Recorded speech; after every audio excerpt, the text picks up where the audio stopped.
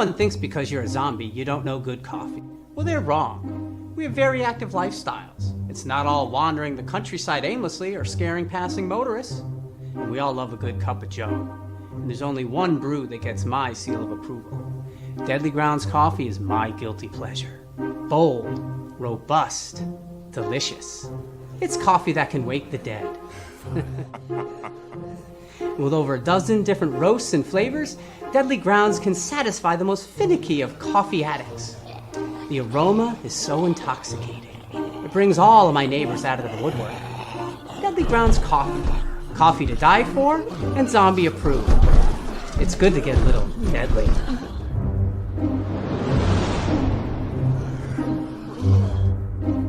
Use the front door! Oh, they're so disgusting.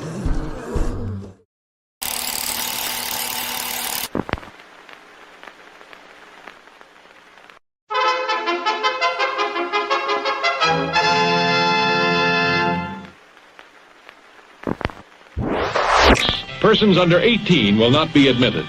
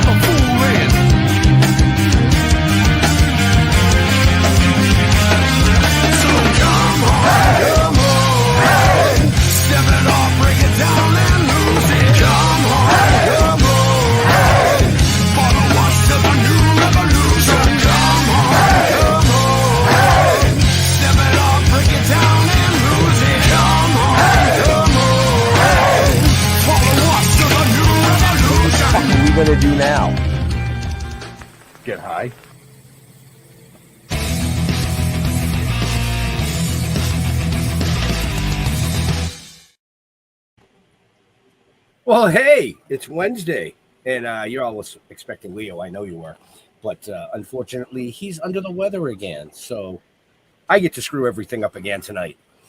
And as always with me, Mr. Jeffrey.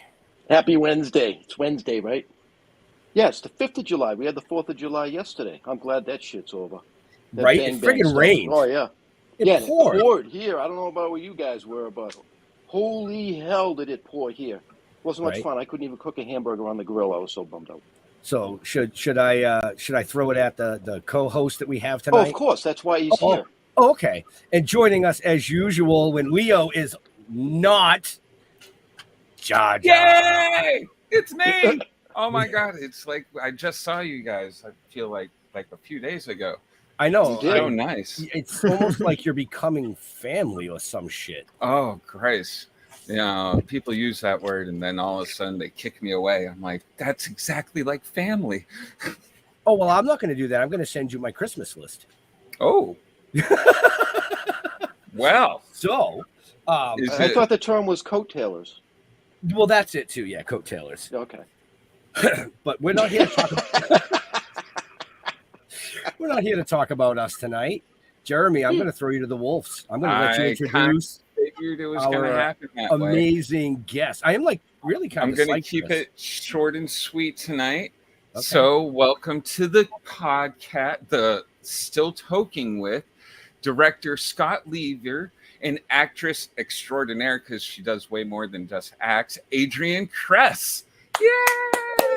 Hey guys. And he Welcome to the does show. more than directs too. I just don't know all of that stuff yet. Well, he's a director, actor, and writer. Yes. True. So there's 3 titles there. Just and Yes, there producer as well. and producer. Yep. He's also a screenwriter, and We're kind of tedious. It's just too much. It's just pick a lane, like seriously. Right. Well, you got to update your IMDb because it only has the 3 right now. So you need to put some more stuff up there. Internet. Yeah, that's why when we're Slacker. stalking you, we get the whole spiel. But no, welcome to the show. Thank you. Like for I having said, Thank you for having us. no, well, thank you for making an amazing film. Yeah. me. That's very kind of you. You're I, welcome. I don't know. You know, I'm still in the middle of enjoying it, but I'm enjoying it. Like, that's I kind did of enjoy it. You know, I watched it this you got afternoon. it all in. Yeah, I got it all Damn in. you, It Jeff. was well, hey, you know, somebody's got to do their work here. Ain't that the truth? Gold. And You know? as always, I only got like a little tiny piece of it because, you know, they kept me slaving to the grind. I couldn't do anything. Justice, it's amazing. You know, Yeah. just I plan on watching And it. now I'm tell all taking a your week friends. off. not biased at all. So- I have an idea. Before we even get into discussing the film, can we see the trailer so that people can at Oh, least have that's an a great idea of idea. what we're talking about? Yeah. Oh, we absolutely can. So I'm As long gonna, as Ben I'm presses gonna, the button. let's see, eeny, meeny, miny. We're gonna throw Scott to the wolves Ah! here. So, real quick, give the viewers an idea of what this film is about, and bring the trailer in. And when you say go, I'll push the button. Okay, let's do it. So we've got a washed-up boxer searching for his inheritance who must fight for his life when he is trapped in his deceased father's farmhouse by a local cannibal cult. Wow! And here's the trailer, folks. Hello? Hello? Jack, are you there? We can't leave until I find the money. You haven't found the safe yet? Not yet. Looks like half the town is looking for you. I've never seen anything like this before.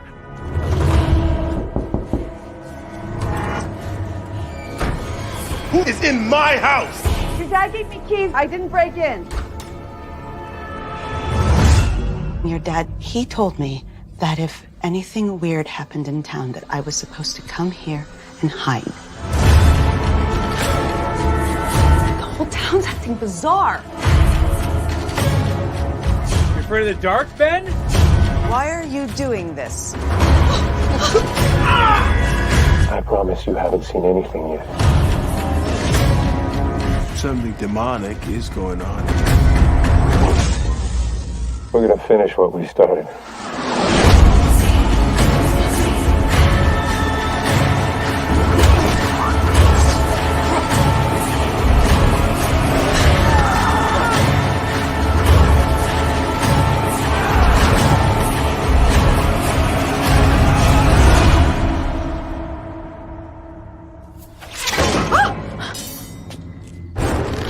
Put it out! Bravo. All righty then. So the first thing I want to say about this is I love the use of the lighting. Thank you so much. That You was know, it really made an impression while watching this movie. You I know, agree. just the way it was done. You know what I mean? I mean, why some guys walking around with a little stupid flashlight, I'll never understand personally. But you know, it was really cool. It kept it really like freaky in a lot of situations, and I really liked Same that. with the music, like very like from beginning to end, well, almost the end. Like it definitely gets. I think I was more terrified with the music than like the jump scares. Like there were a couple of jump scares. The harpoon hook thing, whatever. That one caught me off guard. Nice. But That's good. the music's very good in it. Keeps you in the movie. Thank you. Yeah, we were very lucky to have an amazing composer, Simon Passmore. We had over, like, especially it's quite an honor for, we're quite a small indie movie, and so we had over 400 composers apply for the job to compose for the movie. And we ended up finding Simon, who is actually based in the UK, and his work was so great. And we'd approached him because we were so inspired by the music in The Shining, because it's just so interesting and upsetting and scary, and it's almost more of noise than music, and it's just atmosphere. And so we gave it to him, and he just sort of went with it, and that's what he came up with. And we were just so happy and lucky. Dream to work with. It's really weird to work with because we're in Canada, in Toronto, so we've got about a 5-hour time difference. I could tell by one of the actors' accents. I was like, "Oh, they're Canadian." Yeah. And I'm just we're all just so polite in the movie. But so working with him was almost like working like in the future and in the past. Like we would be getting him things at all hours, and we'd get stuff back from him at all hours. But he was so invested. He would get things back. Like I feel like he would send it to us like 2 hours earlier. Like he was so quick. And he's been so like he's like when can we share the soundtrack, and the soundtrack is available now and stuff, but it's we were so lucky to work with him, and he's so gifted. Anyway, I have to sing his praises, not literally, obviously. That would be a great soundtrack just for a haunted house to have going, telling you really creepy sounds and stuff. Very good. Right. Now you both wrote this, correct? That's right. Yeah. With the lead, Ryan Allen, who played Ben. So the three of us. Oh. Yeah, did you ask for his input, or did he just give it to you? Actors. Column A, column B. No, I mean, there was obviously pre-production when we were all just working as writers and wearing that hat, because Ryan's also a producer on it as well. So we were all working together in pre-production in general. But honestly, Ryan is an amazing improviser. So beyond just, the writing of the screenplay, like on set, my hardest job was not laughing during a scene when he would improvise. Especially, I think you've all, minus Ben, made it to the big sort of cult confrontation, and we're on the porch. There were a few lines there that he improvised, and it's so intense, and big stuff goes down, and I'm just like, get the tears, get the righteous anger, and then he's improvising these lines, and I'm, it was. He's amazing. He's very, very talented, and also an opera singer, which, did not factor into this movie, but just a fascinating. Oh, that's too bad. Wow. Should have had a whole musical scene. That would have been perfect. Like a dream. Maybe the sequel. So, Scott, did you throw that little part in for yourself just so you could get a credit, or? No, honestly, I didn't want to at all. It was purely budgetary, because we were shooting during the height of the pandemic with initial photography. We were only allowed to have the union only let us have so many people and crew in the house at any given time. And it was literally just, we didn't have enough people allowed. So I had to throw on a cult costume at one point just to pull it out. So it was definitely the hardest thing ever to throw on one of those sack masks and then run back out and watch the playback and then run back out. It was bonkers. Well, it's kind of funny because I'm watching the movie. I'm like, all right, I know he's in it. Where is he? And then there you are. I'm like, oh, okay. Well, that was short-lived. Yeah. Just take an arrow in the back. Yeah. And I'm glad you liked the lighting. It was obviously when we approached to make the movie, we were like, well, how do we make, they're trapped in a cabin. How do we keep that visually interesting as well? And one of the things we wanted to do was have the actors kind of do a lot of self-lighting and stuff with flashlights and lanterns, and keep these shadows moving and get reflections in the windows. And I think the thing that me and the DP Nelson Rogers talked about was we wanted to create a movie that was sort of the characters were trapped in this ocean of blackness, clinging to little islands of light, and just trying not to drown in it, basically. And so I'm glad that people are reacting well to that. It was well done. Yeah. It was a lot of work to find lanterns that are not just like flashlights that go forward, but have a little open bit that shine up on the actors' faces. And at the same time, because sometimes you can get the little lantern one, but you can't get the flashlight one. So honestly, I was just happy that worked. Although we're all, of course, lit ghostly from below. So the most flattering lighting in all of cinema. For sure. Every Did you time use like you guys, the little push button lights on the top of their shoes? oh, there you go. That would have been so cool. You know, every time you Perfect. guys walked off the Oh, my. porch into the dark, it was crazy. I was like, "Oh my god, Oh. they disappear!" Yeah. Yeah, Okay. they so this- faded right out. Yeah, it was really cool. yeah, that is not. Sorry, you can see my enthusiasm. Yay, dark. But so that's up in north in Ontario, and there was no well, obviously we did color correcting, obviously we did a ton of posts, but there was no actual post for that dark.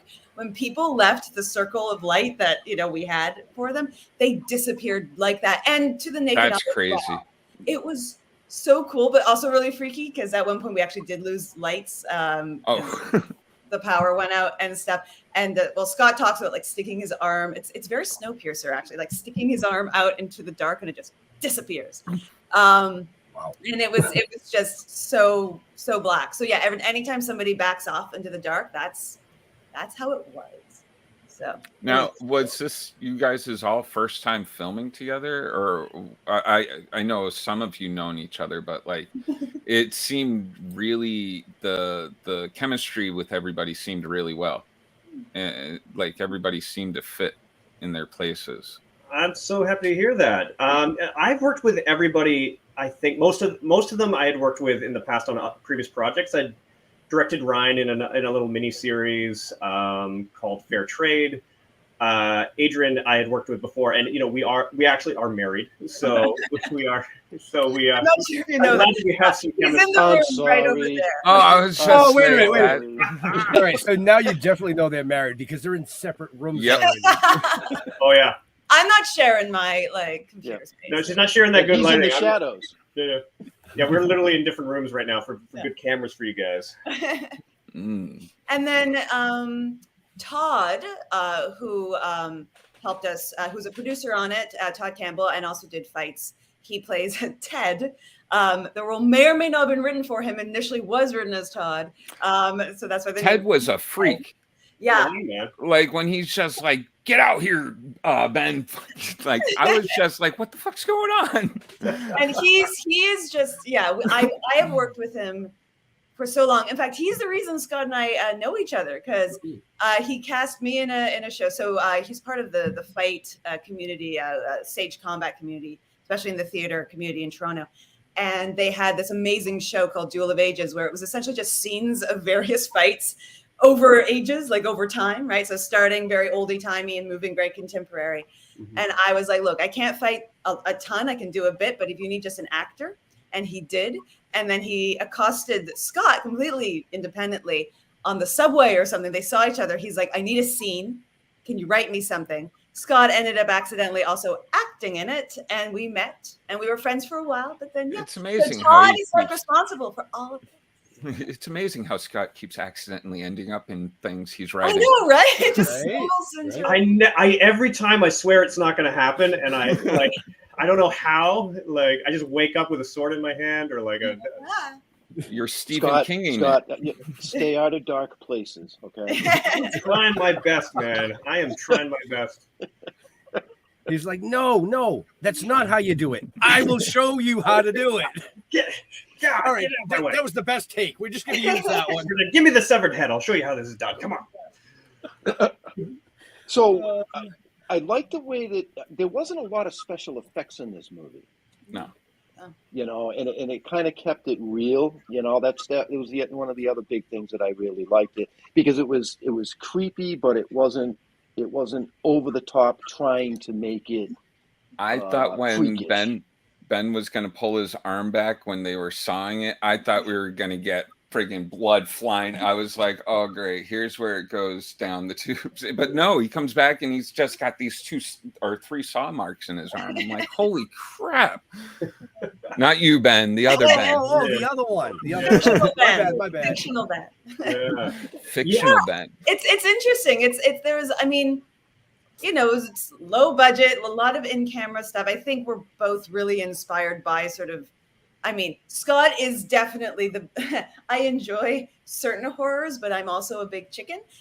So Scott is definitely, the connoisseur of horror, but I think generally we really like, the 70s, the 80s stuff where it feels gritty, it feels real. I mean, you've got Ben, whose character is sort of influenced by Night of the Living Dead, the original Romero, and then me, I was sort of dressed up as Shelley Duvall, Amy as Shelley, just these homages, not, doing it, but just these homages to that. So I think that's part of it. But the fun part is there is obviously. I just realized you were Amy. Oh, I'm so sorry. I'm sitting there. I'm like, I know she's in the movie, but who did she play? I'm like, see, oh my God. How many bong hits have you ripped? Dude, I'm ask him that. She looks totally different. Come on now. Her hair's not all. You do have a very Duvall kind of look to you going on. Hence actress. Yeah, well. True chameleon. I mean, that's a high compliment indeed.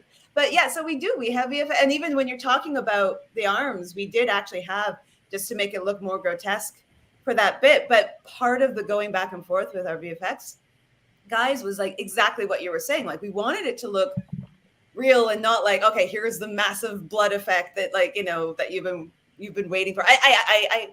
I'm glad it sells because it's we did have some great people who worked in post, and our makeup girl Jenna, she was incredible with the gore. She's just making buckets of blood outside on the front porch during the day. I've got a few pictures. It's so quaint.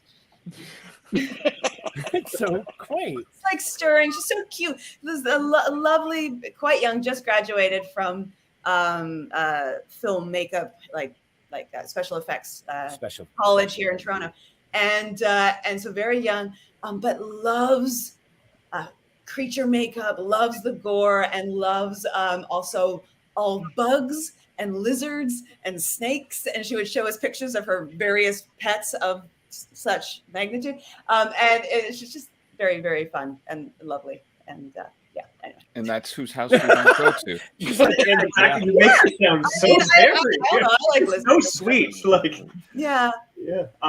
no, I mean the goal was definitely to keep the focus on the storytelling and the characters, and not let it be completely overwhelmed. We were definitely aiming for that kind of 70s style of horror that really focused on the tension and the idea of things that you can't see in the dark, as opposed to more, which I do love, but more of the the Sam Raimi gore explosions, things like that. Nothing against. Don't get me wrong, which I love, by the way, which I am a big fan. I think it would have taken away though. It would have taken away from the movie. You know what I mean? Absolutely. You smash somebody's head in, but you don't see that. Yeah. And I think. Yeah, you just see the blood splatter. For this style of movie, I think it would have taken away from it. Are those comments coming in? Are the people commenting live? That's awesome. Yeah. Yes. Oh, I didn't even know. I'm so trying to look in my camera. That's why I said usually I'm up there interviewing with Jeff, and Leo is doing what I do, which is watching the comments, watching the feed here, watching the feed on that, to make sure that everything's running simultaneously to all the platforms and pulling the comments up. Oh my God. Well, hi, everybody. So I'm not just a pretty face sitting here in the corner going, I love it. Yeah, no, you're not a pretty face at all. So. That's nice. So do you have this, is this classed in the genre of horror?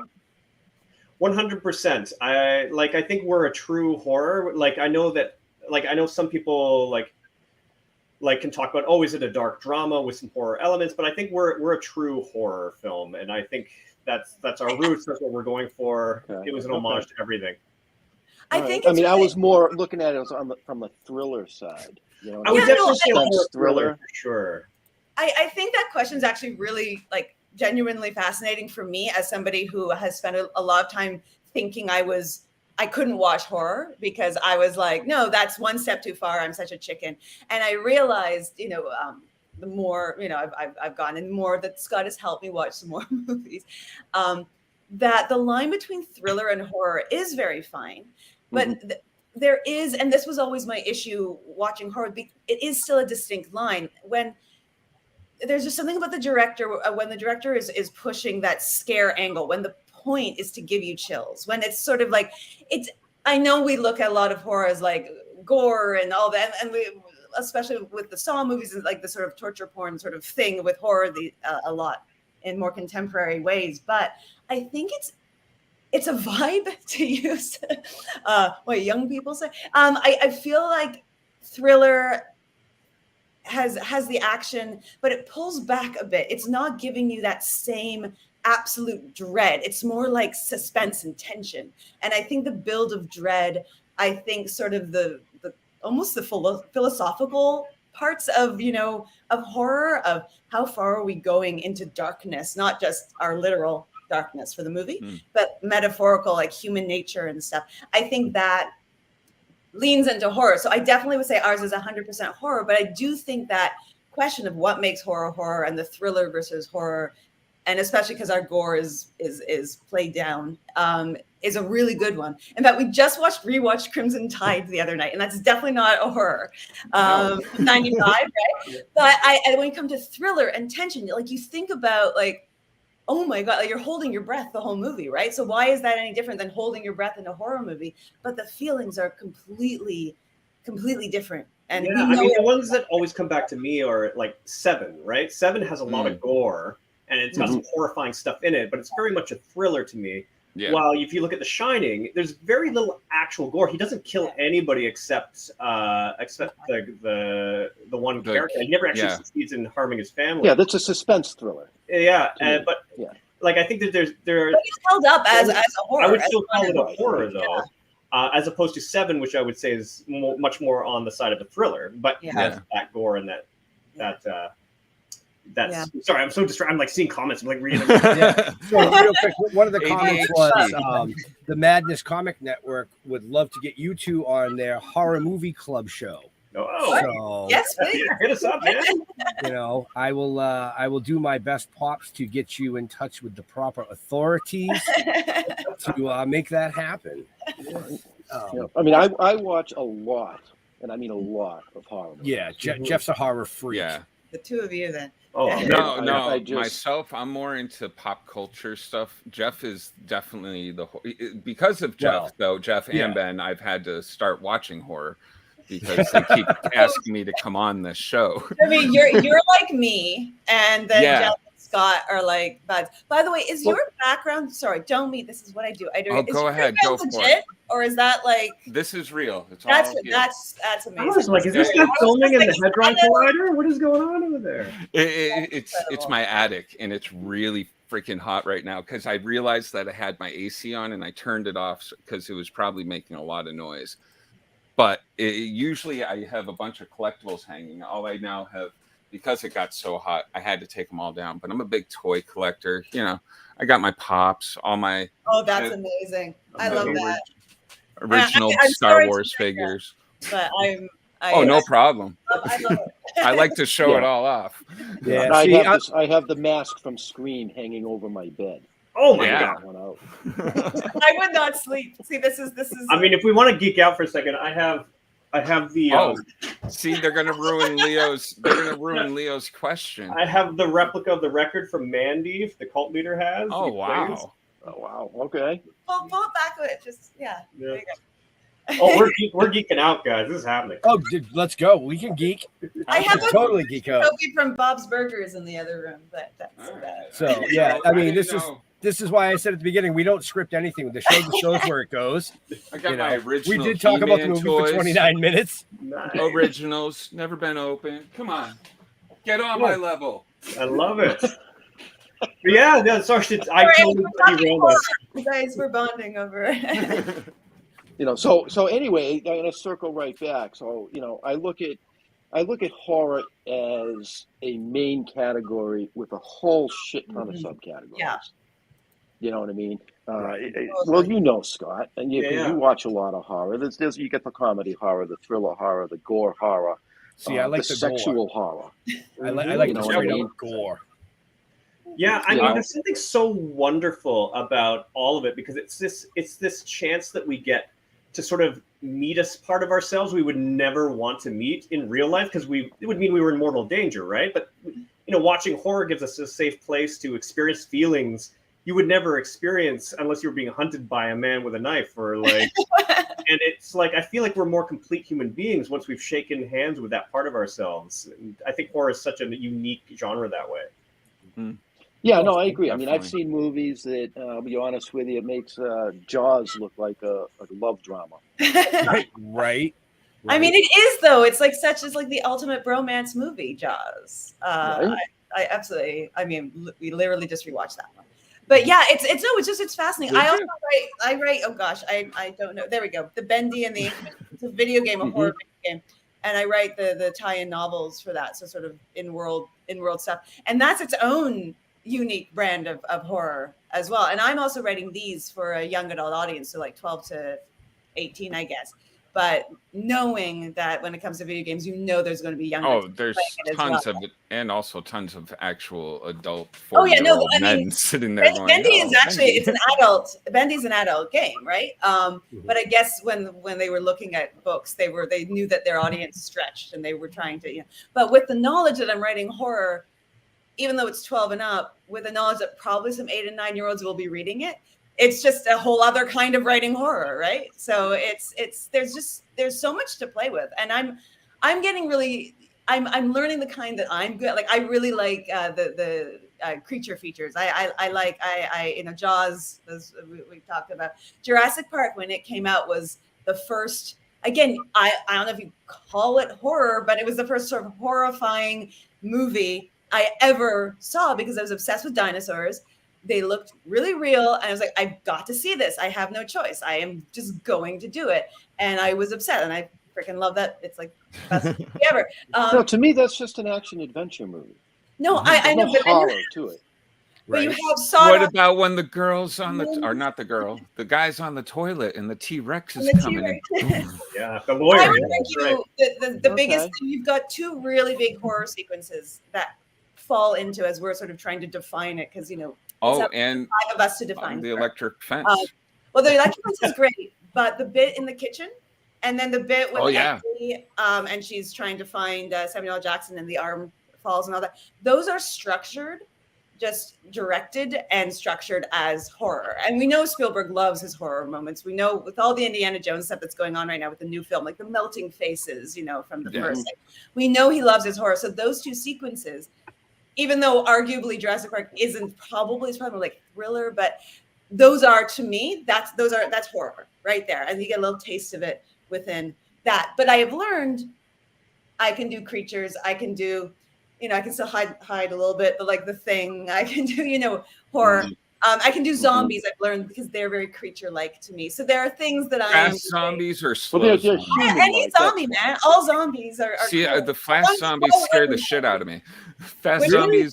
Yeah, fast zombies. I'm like, because we grew up with slow zombies, and they're going brains. Well, yeah. Now zombies today's are like all cracked out, and they're like run after you. Hey like, man, give us that's the not Blairs. true. Our zombies aren't all cracked out running. Oh fast. no, yours are. They're really, really high and bouncing off walls. Yeah, man. And why are they always so athletic? Like, where are they really out of shape? Fast, like, right? I'd be like the worst. I'm the best zombie. I just sit around. I'd wait for the brains to come to me. Yeah, She'd be a great weed smoking zombie. Yeah, exactly. Oh, there we go. Just chilling, just waiting. That's funny. Yeah. So how long? Sorry, go. Oh no, I was going to bring us back around to the movie. Oh, How long did it take you guys to film this one? So we initially went to camera for 2 weeks, so 13 overnight days. So we just shot it out, and then that was in the middle of the pandemic. So of course everything was crazy with the film industry. A lot of us were working on other shows, like a lot of us were film crew. So when the industry shut down because of the pandemic, we were like, well, let's go up to the woods and make a horror movie. Yeah. And which was so much fun. But then, of course, the industry started up again like crazy once things opened up because everyone had to catch up. So it took us a year to get our pickups, basically. So we came back a year later, got the pickups, and then we started looking for distribution. And we started doing the festival, or the Blood and Snow Festival. And so, yeah, I'd say about 14 shoot days. Yeah, 14 days, I guess, including the pickups. Yeah. Wow. Now, is that the cabin that you said you were just at? It was. Yes. Oh, so that doesn't freak you out now when you're there? I'd be like, fuck, as soon as I hear a bang, I'd be like, oh, I'm out. All right, let's go. Here's a very true story.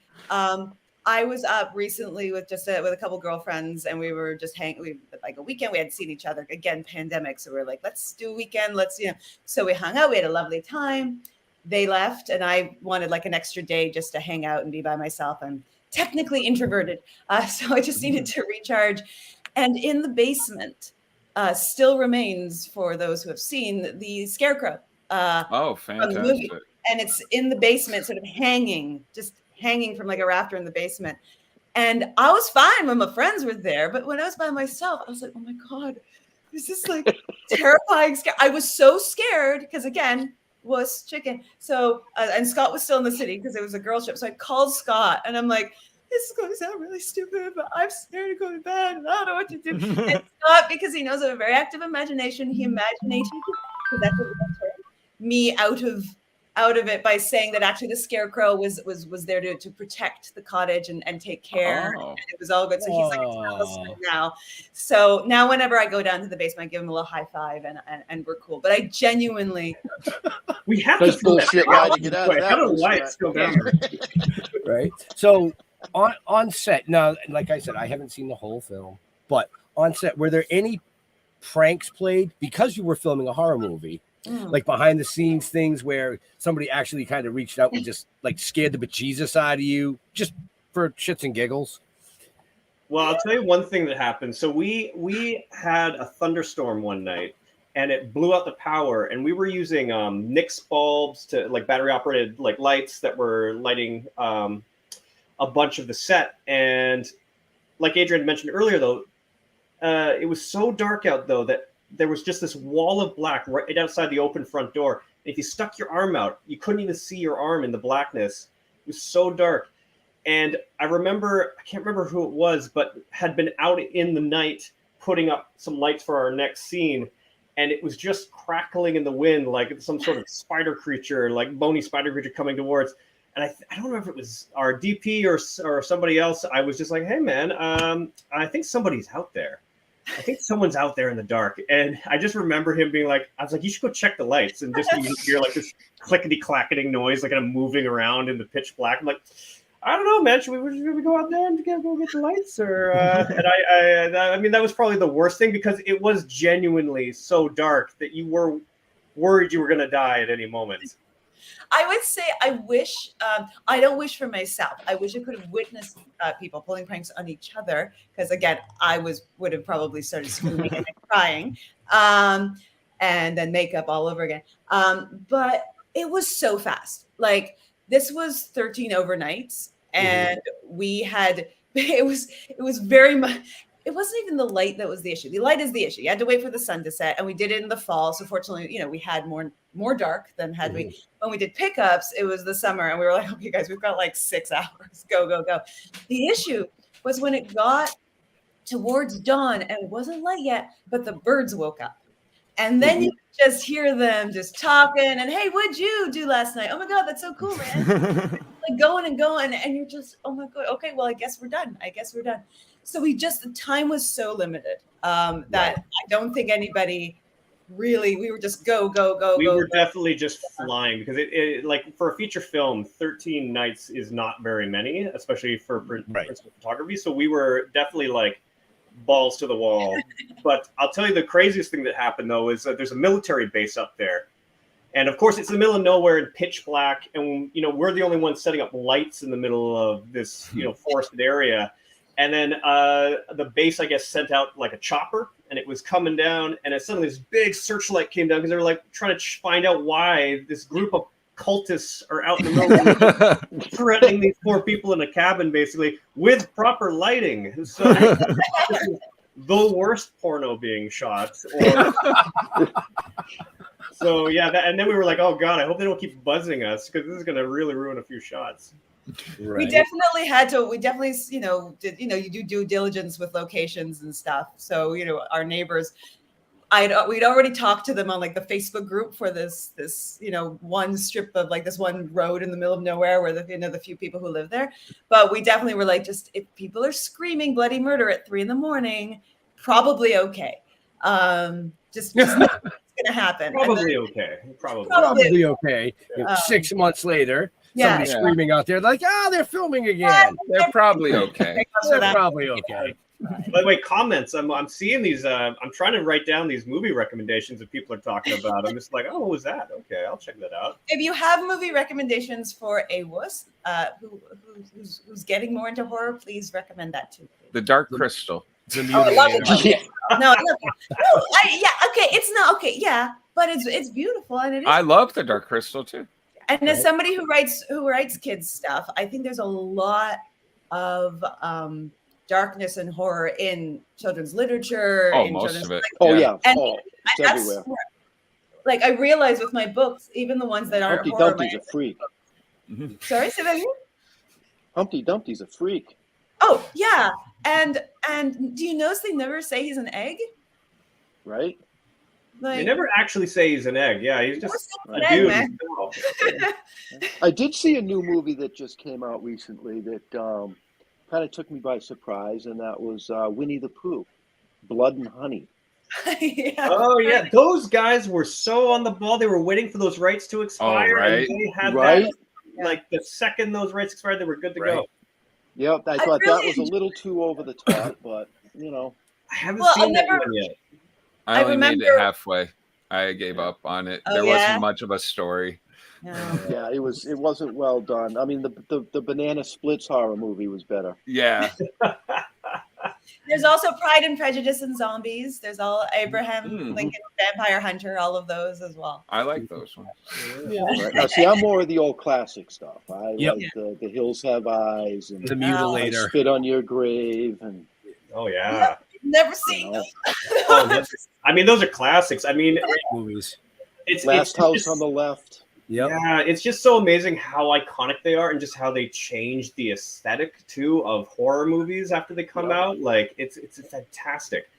Like I mean, obviously Friday the 13th, you got like, and even The Thing, the way that the practical effects. I know it flopped when it came out originally, but they're just the way that it's influenced cinema since. Like it's so fantastic. Right. The thing is when they ate the snow, right?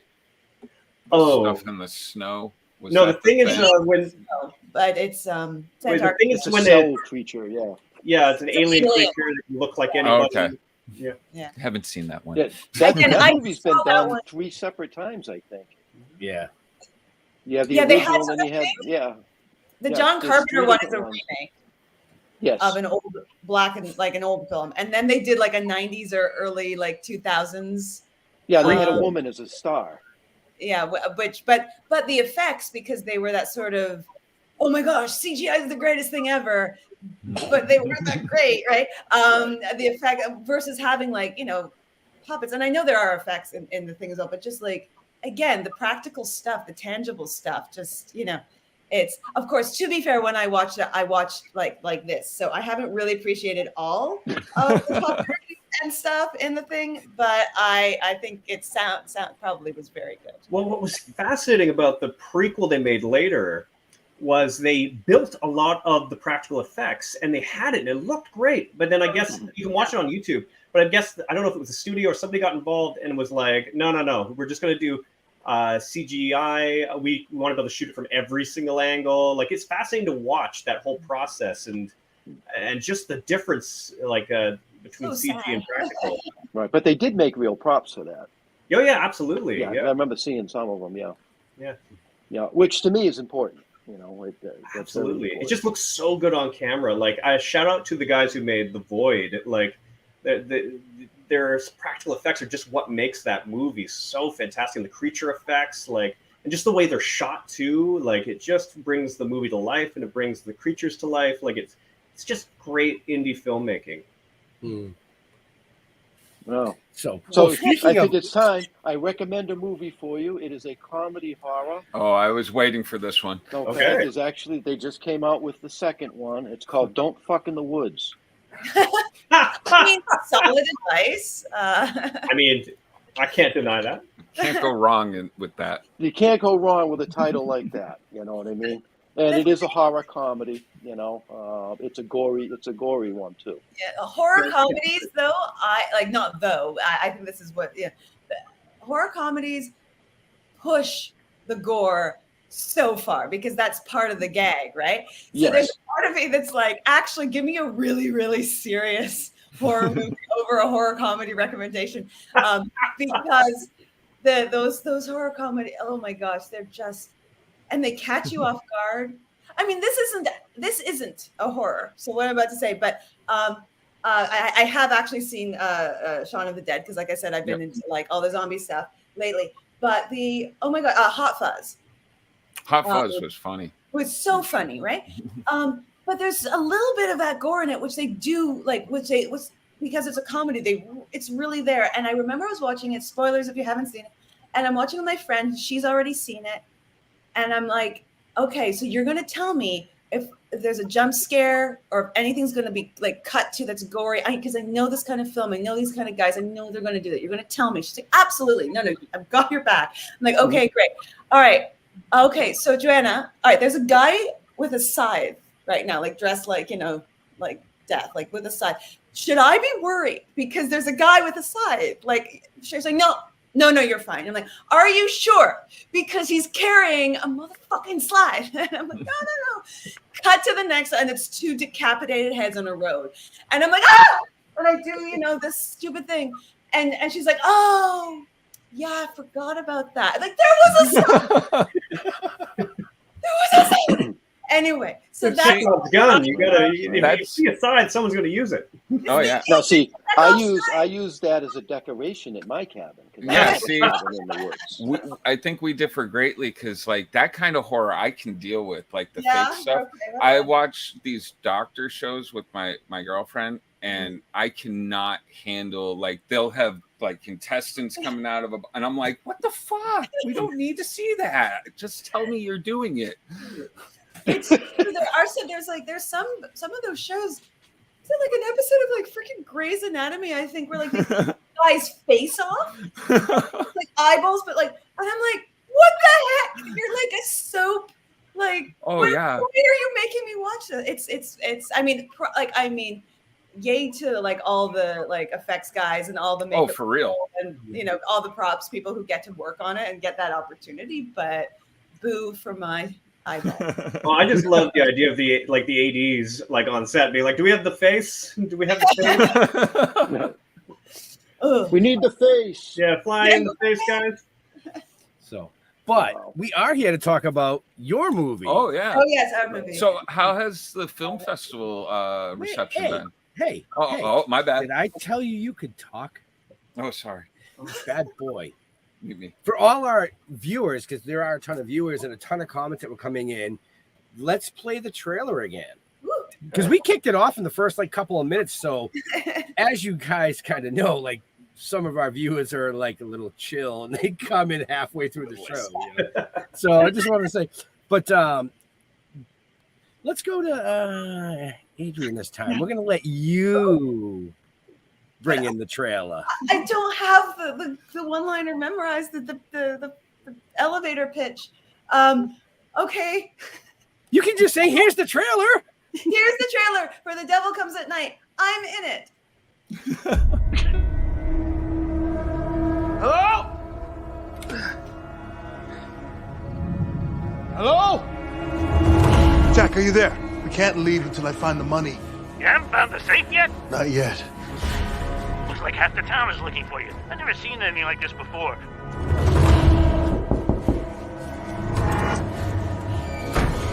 Who is in my house? Your dad gave me keys. I didn't break in. Your dad, he told me that if anything weird happened in town, that I was supposed to come here and hide. The whole town's acting bizarre. You afraid of the dark, Ben? Why are you doing this? I promise you haven't seen anything yet. Something demonic is going on. We're gonna finish what we started.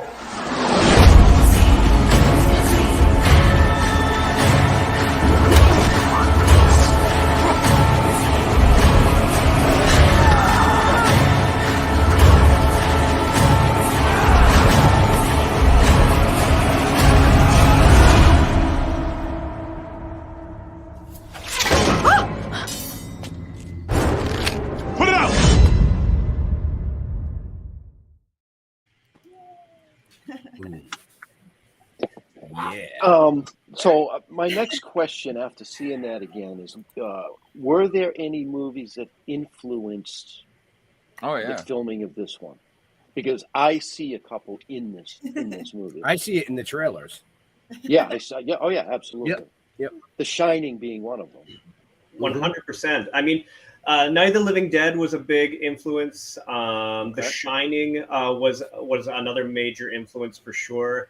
I mean, a lot of like the John Carpenter stuff was playing big on our minds when we were writing it. I think it was always sort of a loving tribute to the movies we grew up on as far as horror goes. So yeah, we really wanted to, and I think the 70s and the 80s were kind of where we were playing, where we kind of wanted kind of a gritty look to the film and have characters that might not be your typical protagonist. So Ben, for example, the lead, is this washed up boxer. So as opposed to, you know, the college co-ed or the overworked dad, we were like, well, what if we took like a really physically imposing boxer and put him in a horror situation? Could we still keep that intimidating? Could we still make the audience fear for him?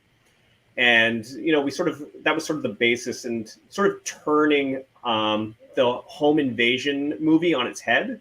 We were like, well, instead of people trying to break into the house, what if we made the characters slowly realize people are trying different tactics to lure them out of the house? How could we do that? How could we keep that scary? So yeah, that's suspenseful because it's also like, well, we'll just stay in the house then. Yeah. So obviously, so Night of the Living Dead, the Crazies, like there's a lot of that sort of flavor in it. Right. And I don't want to say too much about it, but that twist at the end was fantastic. Oh, thank you so much. I don't want to ruin it for anybody, so I'm not even going to talk about it anymore. Yeah. Because even Jaja has. I'm like, hold on, I got 15 minutes left. We can go back and watch. Right. Just go watch, come back. Yeah.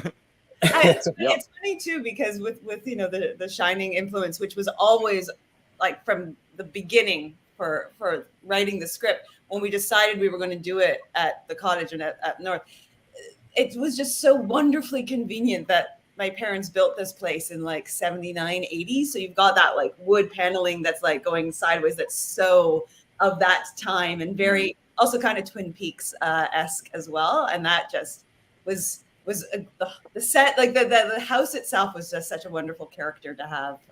It definitely inspired the script. Like when we knew we wanted to do a horror, and when we were figuring, oh, it would be great to go up into the woods, and like we knew we had this location, we sort of wrote it for that as well. Because it's so mod and 70s, 80s, and just these great sweeping panels of wood and just very visually dynamic, and this wall of windows in the back, which is genuinely terrifying, even when you're not making a horror movie. Like you're just standing there with this black wall. Yeah, I don't know if I could live there at night. And like, hold on, something's coming out of the woods. I know. Yeah. Well, see, when I'm up in Maine at my place, I get a lot of stuff thrown in my head from all of these movies that I've watched. Oh, dude. Because it was built in '68.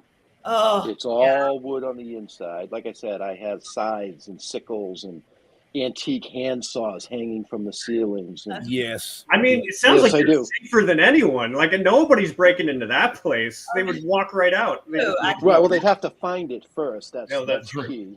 I mean, it sounds like a Stephen King novel, to be honest. I was going to say Maine, like all of this. Maine? Yeah. Like, it's we've been rewatching just a bunch of like, I don't know, 80s, 90s sort of action, just fun. And we rewatched Twister recently too. And I don't know how well you guys remember your Twister, but there is a moment towards the end when they run for shelter in a barn and there's like saws and not like all these things hanging. And then she's like, who are these people? And they have to like run out again.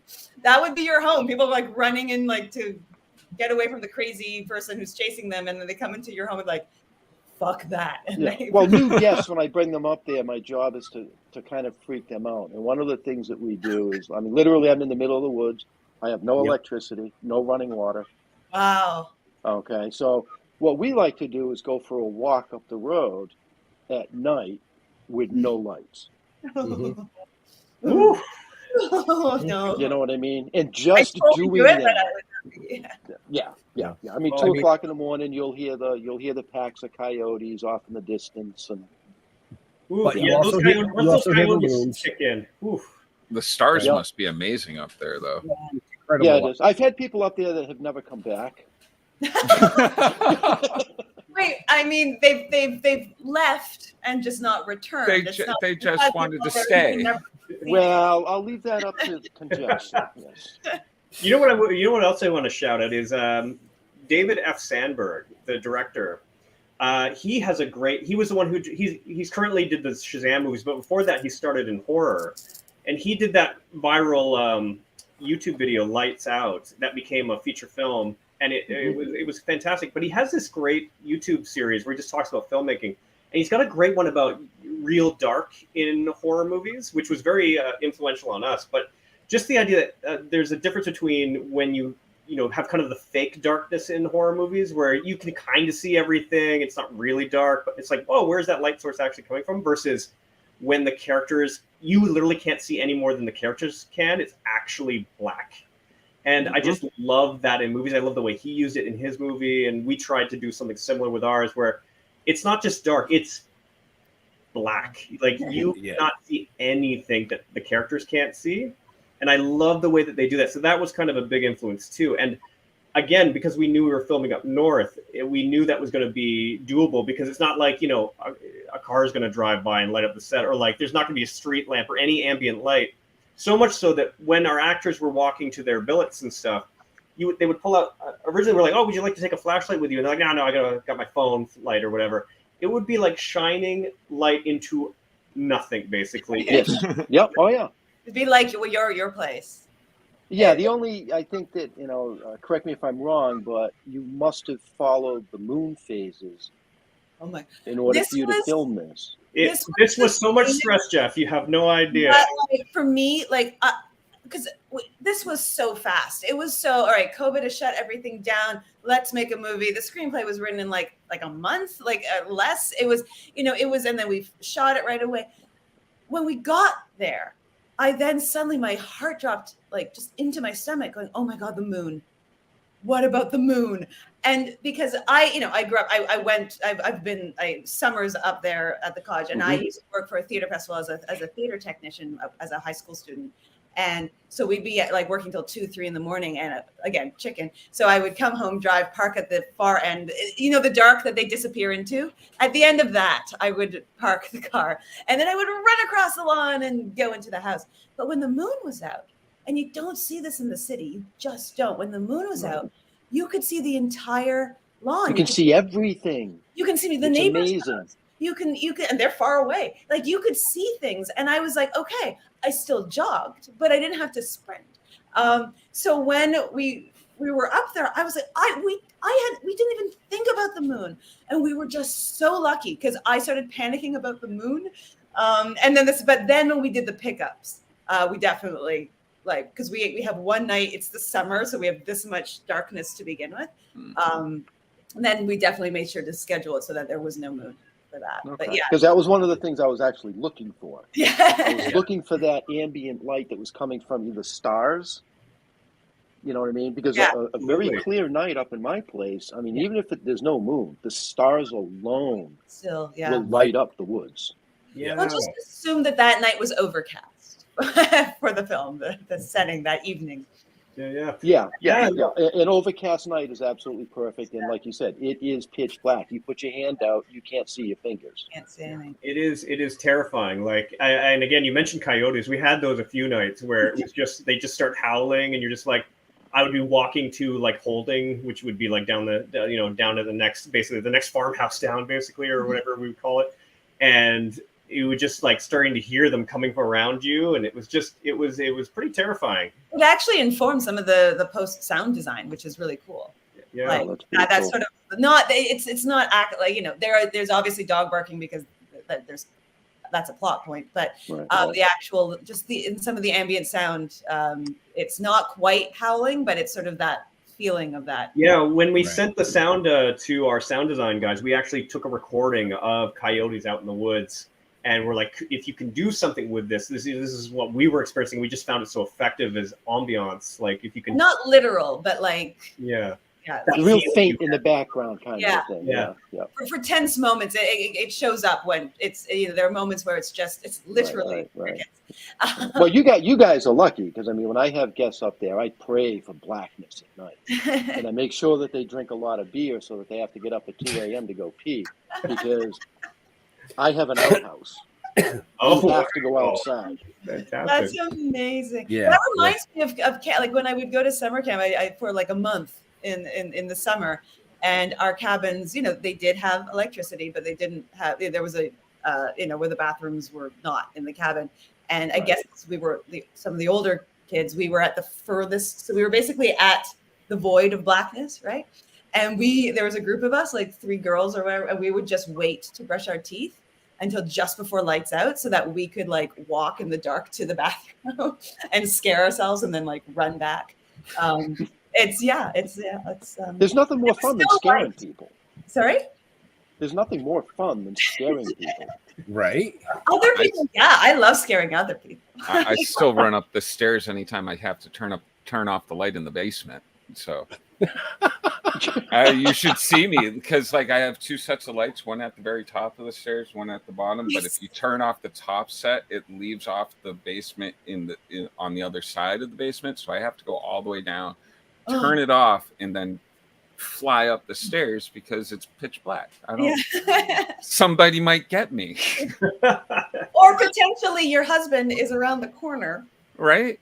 Turning up all the lights at night in your apartment that does not have a basement or anything, and you think he's in the bedroom, and so you just walk out of the bathroom and you're turning up lights, and he comes around the other corner you're not expecting, and you scream like classic blood curdling, like a horror leading lady scream in his face, and then start to cry a little bit. I'm not saying that happened, but I just want to know if Scott got it on film because I mean, you can. I know use it would it. have been, especially the I wish. I definitely got more gray hair after that. I bet. Oh man. So I have one last question for the two of you because I'm really curious. Have either one of you experienced a real life phenomenon or situation that you could not explain? Real life situation I could daily, man. I can't explain half the stuff that's happening. But are you talking supernatural? Like supernatural? It could be ghost. It can be whatever you experienced. Well, the weirdest thing that ever happened to me was I was out camping one night, and we would just take our sleeping bags and do open air camping. So we would just camp under the stars in the middle of the woods. This was in the Allegheny Mountains up in New York State. I think that's what it was called anyway. But so we were camping, and it was the middle of the night, and it was just pitch black and just a sea of stars above us. And then out of nowhere, the entire night lit up bright purple. And it was as bright as day, but purple. And then this gigantic fireball just went across the sky, and there was a sonic boom, and then everything went back to black. And to this day, I have no idea what that was. I've never found like a comet or anything. But my favorite part was another guy who was camping with me woke up, and we were teens at the time, and he was just like, "Oh man, when's the next firework?" Wow. Yeah, but that was the aliens, That's the aliens. I mean, clearly, right? But to this day, I have no idea what that was or what happened, and it was just sort of we all just like looked at each other like, "Wow, that's crazy." I don't know. Go back. All right. Well, that's a good one. I like that one. Right. Okay, so here's my situation. I feel like because I'm such a wuss that ghosts are like, let's just leave her alone. Like, I like that belief. Mind is her own enemy. I do have the only story, and it's so dumb, especially compared to what just got. It was that, but it stayed with me. Like, it was my first year university. I was studying. So I was studying in a castle in the south of England. So and it's from the 1500s. So already, and there were stories. Set the scene right there. There were ghosts, supposedly like in where the pub was now and all this stuff. So but I never saw it. I didn't have anything. And then one day during bright I think it was maybe lunch. It was bright and sunny, and we were all sitting. It was very Hogwarts-esque, actually, like in the Great Hall for dinner, very like with vaulted ceilings and the wooden beams and everything. I felt just like a very like tap, tap, tap, tap, tap, like a very strong tap, tap, tap. And the type where, you know, somebody puts their arm around and then they go tap, tap, tap, and then they take it back. And, you know, you're like, who did that? Oh, anyway, so I thought it was that. And it absolutely wasn't. Like nobody else. And none of my friends to either side could have done it. And there was nobody behind me. And it was just this moment of just like, okay, I don't know. Maybe my neck did it. I don't know. It was just, it was tiny, broad daylight, nothing else. And it's just probably one of the most puzzling things that I have ever experienced. And I was like, okay, cool. And I just went back to eating. And I don't think I even told anybody at the time that it happened. And there was like, it wasn't possible for that. Like it was very weird. I don't know. Maybe my neck just spasmed, but I don't know. Maybe all the ghosts were like, see, we got your back. It was the ghost telling you, tap, tap, tap. We know you're a wuss. We'll leave you alone. We'll leave you alone. Yeah. Like literally, we got your back. You're fine. But that, you know, honestly, I scare myself just so, you know, I have scared myself. And again, this is not, you know, supernatural. Literally, I have a hat stand coat rack in my room where I put like my bathrobe, and I put, you know, it's quite frankly, I have so many hats. Scott has no place to put anything of his own there. And I have woken up in the middle of the night to see sort of a shadow of a person, because, you know, it's like a hat, and freaked out at the hat rack. So, I mean, I don't really need any help from you. I'm appreciating it. Thanks, guys. Okay, you got to watch more horror movies there, kid. or I mean, I definitely see. This is the problem with being a cinephile and being a wuss. Like, it's actually. It actually really sucks. Like I am working, I'm getting much better, and I'm like broadening my like what I can watch, because I like a movie is a movie. Like a phenomenal movie can be any genre, and I deal with this a lot with writing, you know, science fiction, fantasy for my kids' books and stuff. It's like, no, anything, if it's done well, it's done well, guys. It doesn't matter. And I know horror and speculative doesn't necessarily get as much respect as it deserves. Oh my God, sorry, I'm going on tangents here, but Jamie Lee Curtis winning the Oscar and talking about just being this genre queen, like this, like never expecting that she as an actress would ever win an Oscar, because she does horror, she does action, she doesn't, you know, even Everything Everywhere All at Once is an action-packed, right, kind of movie. And I don't know, I got really, really moved, because it's true. The respect is really weird when it comes to genre stuff. So I want to be able to watch more. I'm very pleased I can watch The Thing and The Shining and all these amazing classics, and I'm still working my way, and I will get better. Mostly You'll get there. I will. Scott will make sure of it. I know. Oh, I'm working on it. We're making our way. Yeah. We just did the entire history of zombie films, starting with Romero all the way up to 28 Days Later, Shaun of the Dead. We did... I don't know if you guys have seen Kingdom yet, the Korean series. Do you guys know Kingdom? I'm not familiar with that one. Do yourself a favor and check it out. It's a high budget Game of Thrones budget level show, but what if the zombie apocalypse happened in medieval Korea? And they just play it completely straight, and it's fantastic. It's beautiful. I'll have to check that out. And it's very, at the time, I'm not sure anymore, because it was maybe 4-ish years old. It's not that old. By the time, it was the most expensive production that South Korea had made, most expensive show. And also, it's very much, sometimes some of the dramas can lean K-drama. You know what I mean? Like some of the period pieces. This one doesn't. It's real, and the lore with the zombie stuff is excellent. Anyways, we recommend. There are 2 seasons. I hope there was. What was the name of it? Kingdom. Which is awkward because there are so many things with Kingdom as a title.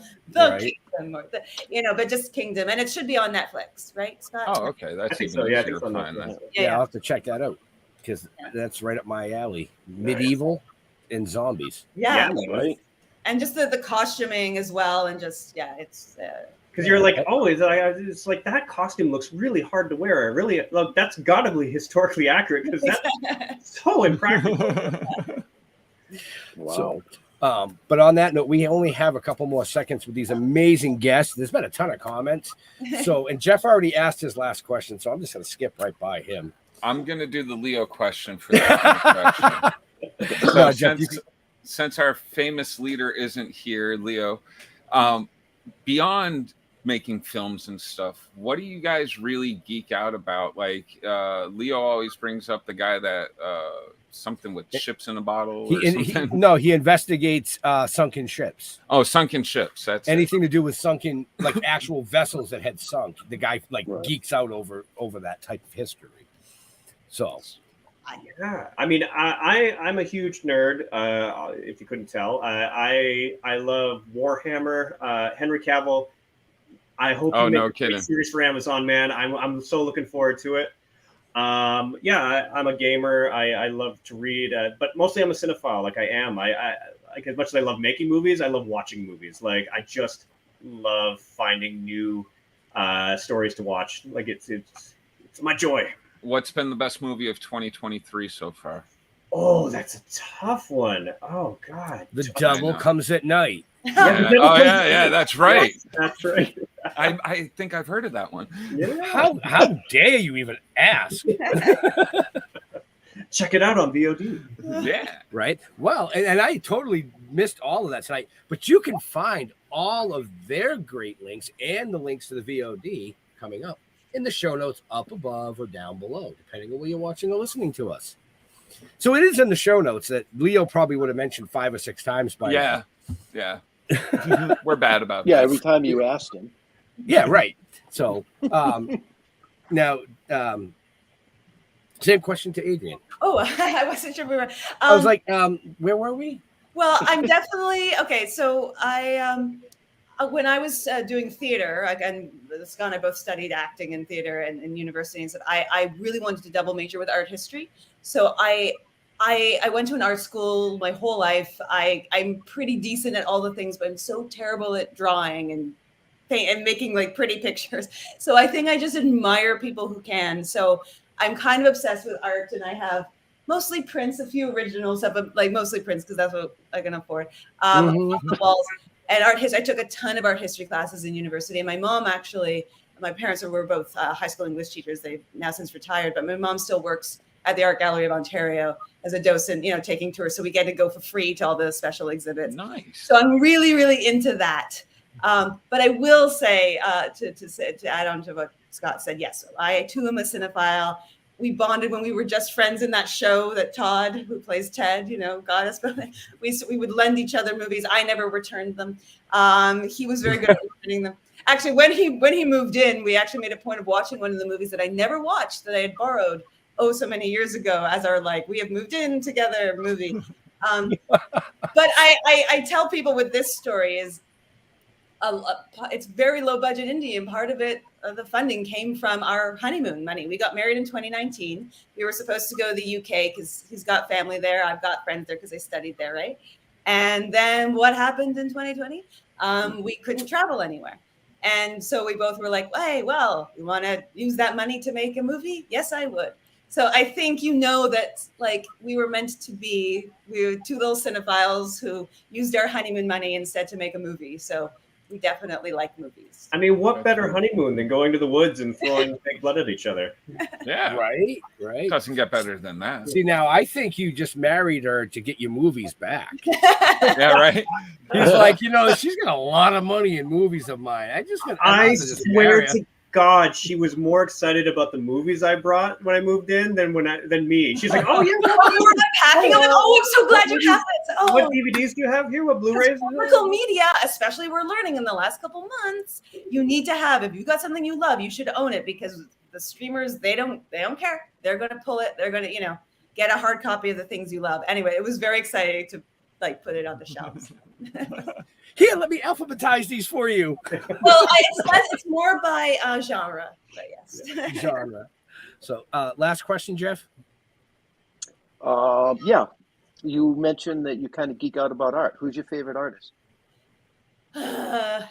I'll do the one that I would like. This was I was introduced to him in university, and it just sort of informed so much of what I love. So, Toulouse-Lautrec. who painted, he was sort of a contemporary of Degas and those artists who were all painting sort of these weird, sort of depressing slice of life. Like Degas has a very famous painting of this woman with this glass of absinthe looking just absolutely, she should not be having another glass of absinthe. And so it's just this but he would paint, instead of painting like the upper class, and Lautrec, but especially did, prostitutes and dancers and the people who came to Moulin Rouge, who was played, oh my gosh, the actor in Moulin Rouge that played him. Scott, help me out here. Sorry, are you talking about Oh God, well you Google why. Talking about Obi-Wan? John Leguizamo. Leguizamo played him in Moulin Rouge, right? But he also did posters for various venues. So for the Moulin Rouge, and his poster art, I just really, really got into that two-dimensionality, like that flatness, and I'm just sort of I'm really into that. I think I've always been really, I like everything.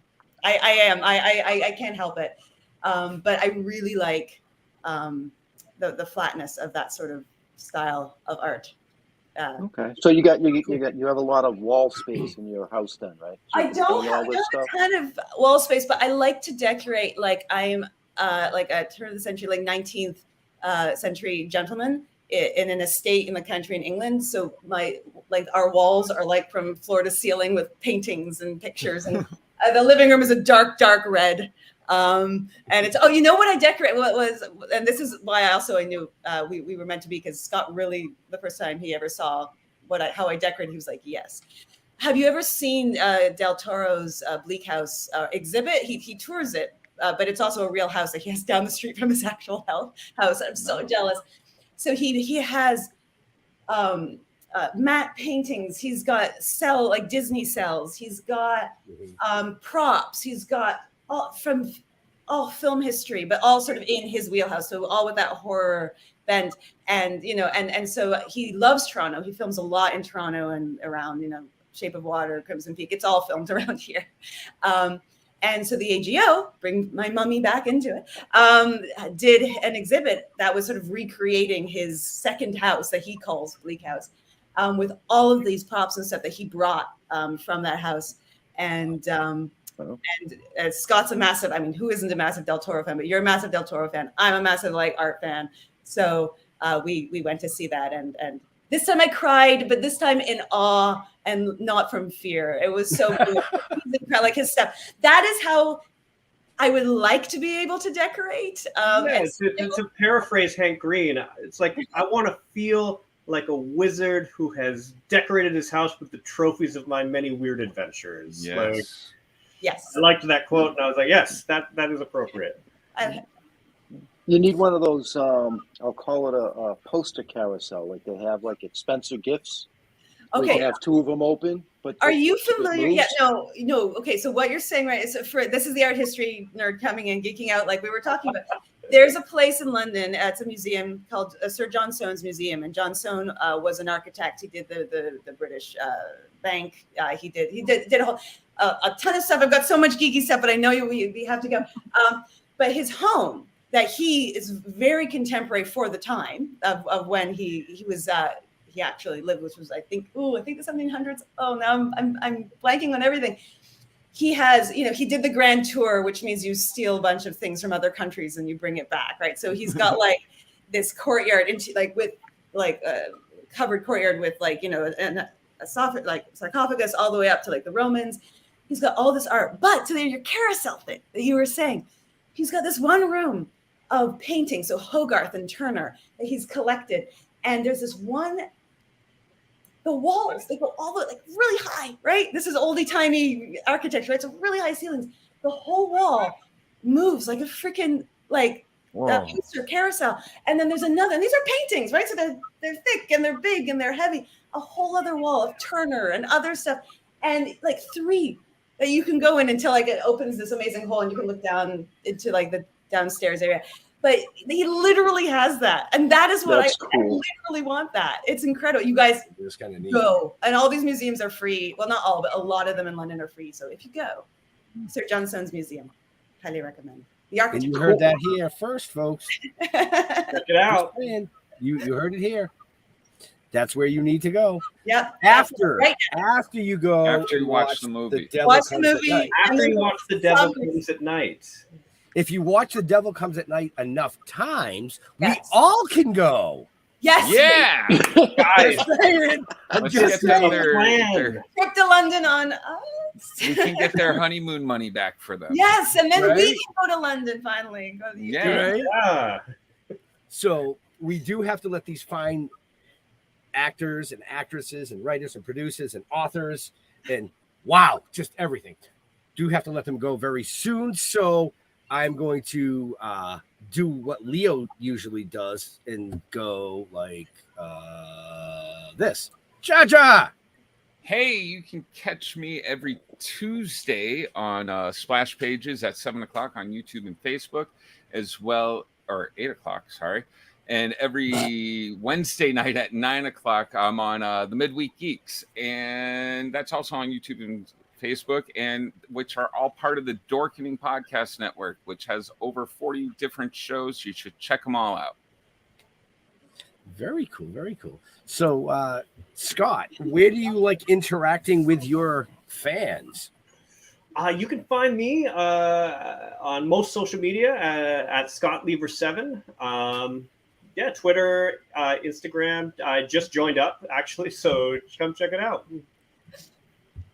Okay. Those are in the show notes, folks, just in case. Adrienne, where do you like?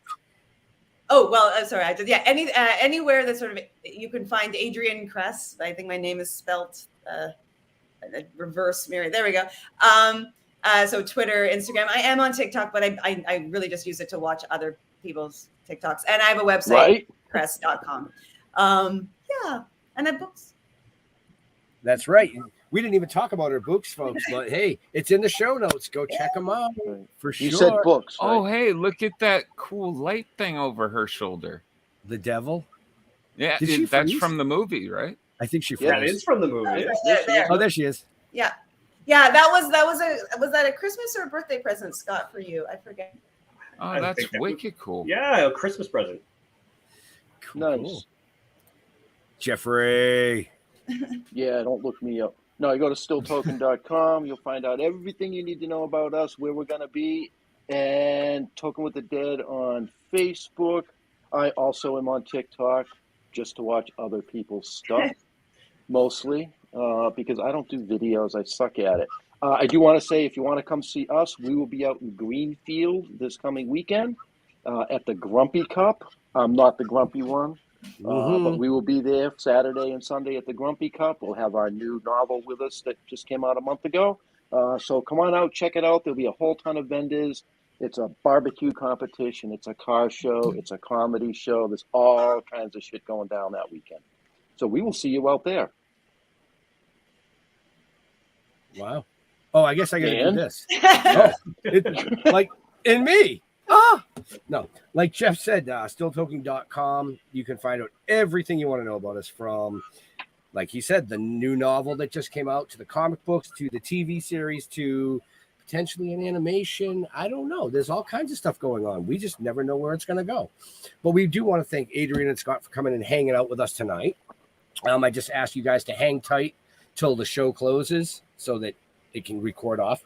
But to all our veterans and first responders, we want to thank you for doing what you do so people like us can do what we do. Stay safe. We'll see you. We're out of here. Peace. Bye. All right. Now I got to find the right button. See, Leo, you can yell at me. I definitely going to screw Watch this up. the movie.